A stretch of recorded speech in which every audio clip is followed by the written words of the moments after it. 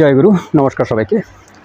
আশা করছি গুরুর কৃপায় সবাই ভালো আছেন, সবাই ভালো থাকেন, সেটাই কাম্য। গুরু যেন সবাইকে ভালো রাখে সে আশায় ব্যক্ত করি, এবং আমার জন্য একটু আশীর্বাদ করবেন। গুরু যেন আমার স্থূল দেহ লয় হওয়ার পূর্ব মুহূর্ত পর্যন্ত ভালো রাখেন। এবং যারাই আপনারা আমার সাথে আছেন, আমি তাদের কাছে খুবই কৃতজ্ঞ, আপনাদের কাছে খুবই কৃতজ্ঞ যে আপনারা সবসময় আমাকে উৎসাহ দিয়ে থাকেন ভিডিও দেওয়ার জন্য। আরেকটা কথা, আপনারা নাম্বার চেয়ে থাকেন, ফেসবুক নাম্বার ডেসক্রিপশনে দেওয়া আছে, ইভেন ফেসবুক পেজও অ্যাড করা আছে। আপনারা সেখানে গিয়ে ফেসবুক পেজটা আপনি ফলো করে নেবেন, এবং যদি প্রয়োজন পড়ে তাহলে আপনি হোয়াটসঅ্যাপ কিংবা ইমোতে নক করবেন। যদি একটু দেরিতেও হয়, আমি কিন্তু মোটামুটি সবারই রিপ্লাই করে থাকি। এই হলো কথা। এখন আসবো সম্পূর্ণ সাত্ত্বিক। আমি পূর্বে একটা ভিডিও দিয়েছি, এগুলো কমেন্টস ভিত্তিক, কিছু তামসিক না, মানে কিছু ঘরোয়া টোটকা দিয়েছি যাদের অনেক ধরনের সমস্যা হয়, সেই সমস্যাগুলো থেকে বাঁচার জন্য। এখন টোটালি আসবো সাত্ত্বিক সাধনায়, আত্মমুক্তির পথ, আত্মমুক্তির রাস্তায়। তো প্রথম কথা হলো, একটা গান আছে না, কত না সাধনার ফলে এমনও মানব জীবন পেলে। গানটা আমি জানি না, শুনেছি। এই যে মানব জীবন, পৃথিবীতে আসছি, আমি কি উদ্দেশ্য ছাড়া আসছি নাকি? কোনো উদ্দেশ্য ছাড়া আসছি? কোনো উদ্দেশ্য ছাড়া তো আমি আসিনি। উদ্দেশ্য ছাড়া এখানে আসার কোনো প্রশ্নই পড়ে না। তো একটা তো উদ্দেশ্য আছে। তো আমার উদ্দেশ্যটা কি? পূর্বে আমার উদ্দেশ্য কি ছিল? কেন আমি এখানে আসলাম? কোনো না কোনো কোনো না কোনো শপথ তো আমি করে এসেছি। পরমের সাথে কোনো না কোনো শপথ আমি করে এসেছি, কিন্তু সেই শপথটা পৃথিবীতে আসার পরবর্তীতে ভুলে গিয়েছি। তো এর আগে যে কতবার জন্ম নিয়েছি, কতবার জন্ম হয়েছে, আমরা তো ওই ধরনের আধ্যাত্মিক গুরু না, ওই ধরনের পূর্বজন্ম সম্বন্ধে বলতেও পারবো না। বাট পূর্বজন্ম বা পূর্বজন্ম বা দ্বিতীয়বার জন্ম বা পুনর্জন্ম, যাই বলি না কেন, এর অনেক প্রমাণই এই পৃথিবীতে পাওয়া যায়, যেগুলো এখনও রেকর্ডধারী আছে। ওখান থেকে সুস্পষ্ট পাওয়া যায় যে মানুষ আগেও জন্মগ্রহণ করেছে, পরেও জন্মগ্রহণ করে। তো হাজারভাবেও যদি আমি না মানি যে আমার আর কোনো জন্ম হবে না, এইটাই শেষ, এইখানে সাঙ্গপাঙ্গ লীলা খেলা যা আছে সব শেষ হয়ে গেল, এটা আমি মানলেও যেরকম, না মানলেও সেরকম। আইন কিন্তু ওই জায়গায় ওই রকমই আছে যে তুমি যোনি ভ্রমণ করতেই হবে, তোমার যোনি ভ্রমণ ছাড়া কোনো উপায় নেই। এখন আমি মানি বা না মানি, আমি আস্তিক বা নাস্তিক, সেটা স্রষ্টার যে নিয়ম আছে, স্রষ্টার যে আদালত আছে, সেখানে কোনো প্রভাব ফেলবে না। আমি মানা বা না মানা সেটা একান্তই আমার ব্যক্তিগত।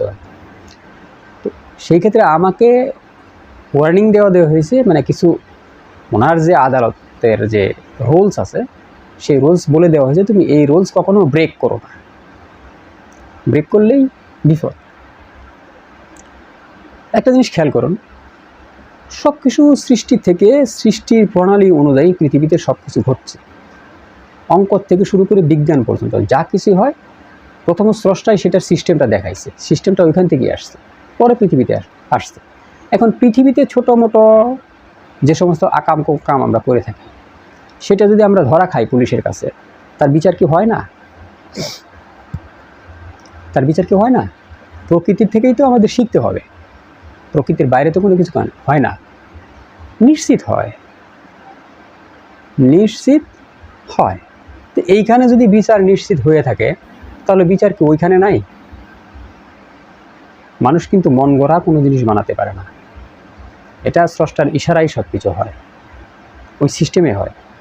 তো এইখানে যদি আমাদের বিচার ব্যবস্থা থাকে, তা ওইখানে তো বিচার ব্যবস্থা আরও অনেক কড়া থাকবে, অনেক কড়া।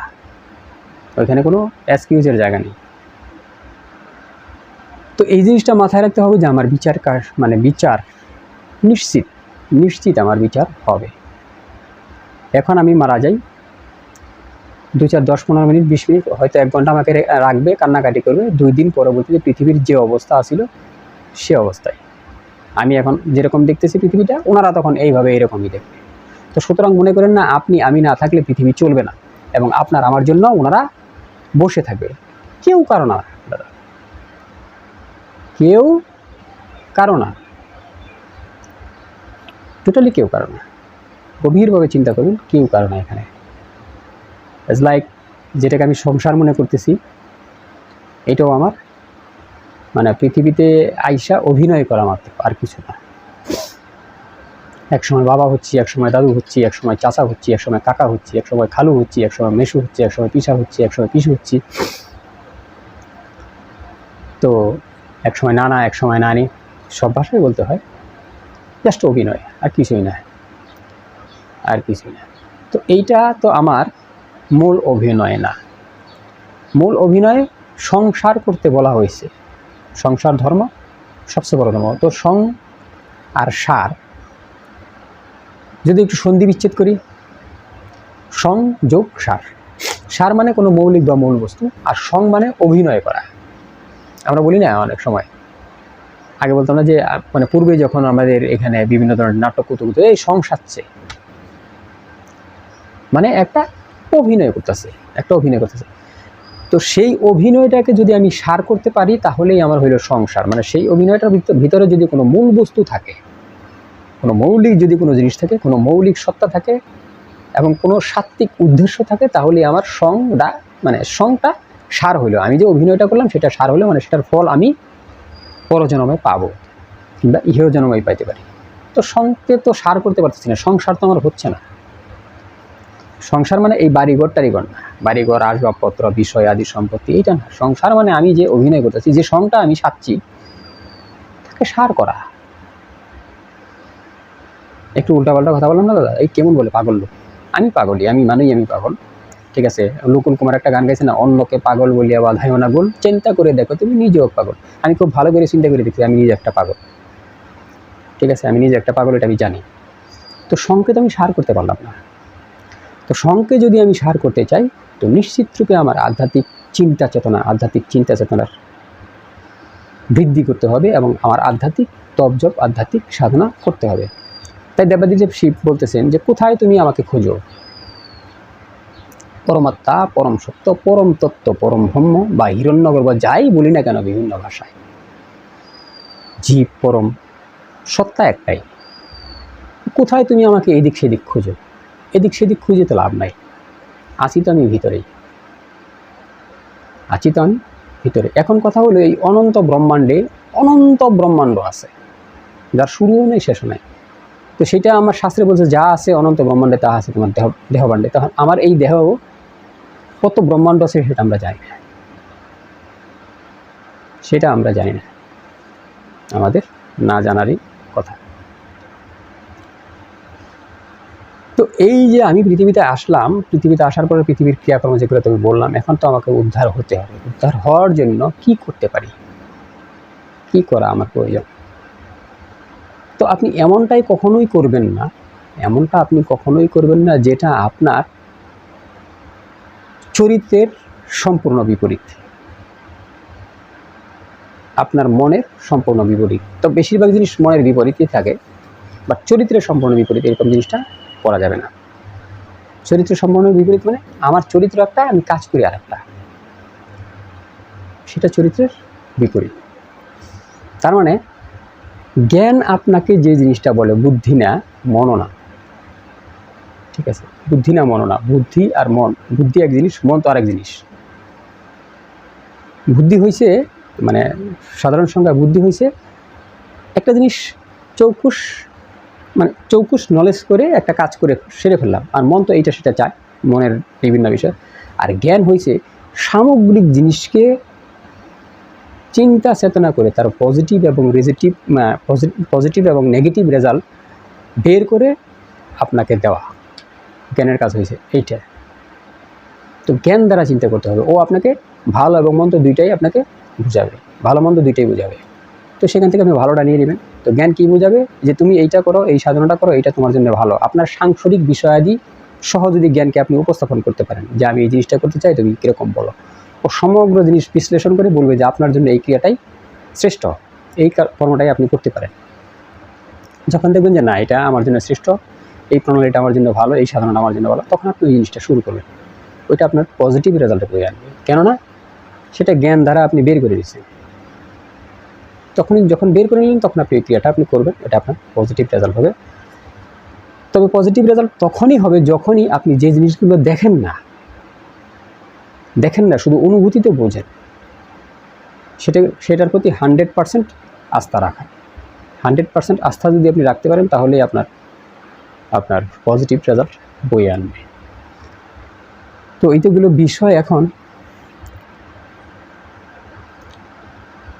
যে গুরুটা ধরবেন, মানে যে গুরুটা আপনি ধরবেন আপনি আধ্যাত্মিক মার্গে চলার জন্য, আধ্যাত্মিক মার্গে উপরে ওঠার জন্য, মুক্তি পাওয়ার জন্য, আমি যে এই জন্মেই মুক্তি পাবো সেটা কিন্তু বলতে পারবেন না, আমার আরও জন্ম লাগতে পারে। মানে এই যে আমি তপ জপ সাধনা করতেছি এইটা একটা মানে যজ্ঞের মতো, যজ্ঞই ধরতে পারেন, এইটাও যজ্ঞই ধরতে পারেন। আমরা যখন মারা যাই, আমাদের যখন মানে শ্মশানে নিয়ে যখন আমাদের অন্ত্যেষ্টিক্রিয়া করা হয়, ওইটাও কিন্তু যজ্ঞ, ওইটাও যজ্ঞ। তো এইটাও সেই যজ্ঞের মতোই। কি যজ্ঞ? তপ যজ্ঞ বা জপ যজ্ঞ। জপ যজ্ঞ চলতেছে, আমি জপতেছি, এটা জপ যজ্ঞ চলতেছে। আমি তপ করছি, তপস্যা করতেছি, তপ যজ্ঞ চলতেছে। তো যখনই আমি পৃথিবী থেকে চলে যাব ওই জায়গায় পর্যন্ত আমার এটা শেষ। কিন্তু আমার কর্মফল যদি ভালো থাকে, কর্মের রেজাল্ট যদি ভালো থাকে, পর্যায়ক্রমে আমি পৃথিবীতে এসে দেখবেন যে আবার আমি শুরু করে দিয়েছি আমার তপজপ। তো যখনই চৈতন্য গুরুর কাছ থেকে যাবেন, আপনি একটা চৈতন্য মন্ত্র আপনি তার কাছ থেকে নেবেন, চৈতন্য মন্ত্র আপনি একটা তার কাছ থেকে নেবেন। তো চৈতন্য মন্ত্রটা যখনই তার কাছ থেকে নেবেন আপনি বুঝতে পারবেন যে এটা চৈতন্য মন্ত্র। সেটা কীরকম আপনার অনুভূতিতেই আপনাকে বলে দেবে যে এই জিনিসটা চৈতন্য। তো ওই চৈতন্য মন্ত্র যখন আপনি তপজপ করতে থাকবেন, নিশ্চিত রূপে আপনার গুরু যদি চৈতন্য হয়ে থাকেন, আপনি আপনার আধ্যাত্মিক জগতের অনেক উপরে উঠতে পারবেন। এখন আসি, এটাকে জপতে পারেন কিভাবে। এই যে আপনি আধ্যাত্মিক তপজপ শুরু করবেন বা একটা চৈতন্য মন্ত্র আপনি নিলেন, এটাকে আপনি জপতে পারেন কিভাবে। এটাকে আপনি আপনার শ্বাস প্রশ্বাসের সাথে জপতে পারেন, এটাকে আপনি আপনার নাদের সাথেও জপতে পারেন, এটাকে আপনি আপনার ধমনির সাথেও জপতে পারেন, এটাকে আপনি যে কোনো জায়গায় কেন্দ্রভূত করবেন এই চৈতন্য শক্তিটাকে। যেমন আপনি হাত ধরলেন, এরকম হাতের নাড়ি দেখার মতো, এখানে tick tick tick tick tick tick করতেছে। এইখানে মনোনিবেশ করেও আপনি আপনার মন্ত্রটাকে জপ করতে পারেন। আপনার জপ করার অনেক প্রসেস আছে। তো এক এক জায়গায় জপ করলে এক এক রকমের মানে এক এক রকমের শক্তি আপনি অনুভূতি করতে পারবেন, এক এক রকমের আধ্যাত্মিক উন্নতি আপনার অনুভূতিতে আসবে। ঠিক একই উপায়ে যখন এগুলো আপনি যখন চন্দ্রগ্রহণ হয়, সূর্যগ্রহণ হয়, তখন যদি তপজপ করেন, এগুলোর শক্তি কিন্তু অনেক বৃদ্ধি পায়। তো সেই জন্য আমাদের বেশ কিছু মানে সময় আছে, সেই সমস্ত সময়ে যদি আমরা তপজপ করি তো অনেক গুণ মানে ফল বৃদ্ধি হয়। সেই সময়গুলো আপনি জেনে নেবেন। বলছে না, একবার নাম নিলে যত পাপ করে, জীবের কি সাধ্য আছে তত পাপ করে। এ তো বলে গেছেন, মহাপ্রভু বলে গেছেন। তো কথা হলো, একবার নাম নিলেই যদি আমার সকল পাপ করে, সকল বিষয় আবার চলে যায়, তাহলে আমি সেই প্রসেসটা জানার চেষ্টা করি না কেন। এই নামটা কখন, কিভাবে, কোন নাম, কোন তরঙ্গে, কোন লয়ে কিভাবে জপতে হয়, সেই বিষয়টা আমি জানি। আমার এত কিছু জানার প্রয়োজন নাই, তো কলির জীব, এত কিছু জানার প্রয়োজন নাই। তো যখনই যে নামটা নেবেন সেটাকে আমি প্রপার ওয়েতে তপজপ করার চেষ্টা করি। আর একটা জিনিস, সবচেয়ে ইম্পর্টেন্ট জিনিস, যে মন্ত্রটা যাবেন তার ফ্রিকুয়েন্সিটা জানি ওই একই রকম থাকে, তার ফ্রিকুয়েন্সি, তার ভাইব্রেশনটা জানি একই লেভেলে থাকে। এটা খুবই ইম্পর্টেন্ট তপজপের ক্ষেত্রে। আপনি অজপ জপতেছেন, তাহলে আপনি অজপাই যাবেন কন্টিনিউ, আপনার জন্য ওটা ফলপ্রসূ হবে। আমাকে মানে আমার একটা বন্ধু ছিল, একটা বন্ধুকে আরেকটা বন্ধু বলেছিল, মানে এক বন্ধু আরেক বন্ধুকে বলতেছে যে তুই Jack of all trade master of নাম। মানে ওই বন্ধুটা মানে সব বিষয়ে বুঝতো। তো আরেক বন্ধু বললো যে তুই তো সব বিষয়ে বুঝস, কিন্তু কোনো বিষয়ে তোর পেশাদারিত্ব ভাব নাই, মানে স্বয়ং সম্পূর্ণ জ্ঞান নাই। সব বিষয়ে বুঝে, 80% বুঝে, 70% বুঝে, 90% বুঝে, কিন্তু কোনো বিষয়ের উপরে 100% জ্ঞান নাই। তো এইরকমই যখন আমি কোনো মন্ত্রকে, আমার ভাইব্রেশনটাকে, আমার ফ্রিকুয়েন্সিটাকে কম বেশি করব, তখন কিন্তু আমার এই মন্ত্রশক্তির ভাইব্রেশনও অন্যরকমভাবে কাজ করবে।